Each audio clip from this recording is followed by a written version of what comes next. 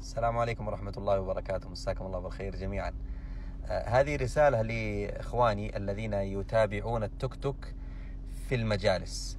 بعض الناس إذا طاح في التيك توك وجلس يتابع المقاطع يندمج وينسى من حوله.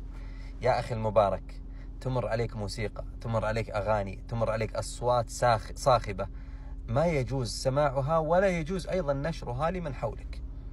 أحيانا بعض الناس حولك هم يحبون الأغاني فيسمعون هذه الأغنية عندك في جوالك فيبحثون عنها في جوالاتهم ويسمعونها ويكون الإثم عليك وتكون في ميزان سيئاتك.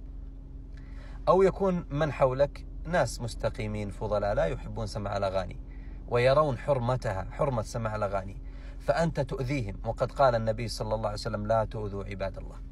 فهذه نصيحة لك أخي المبارك، إذا شاهدت التيك توك حط سماعات ولا قصر الصوت لآخر شيء.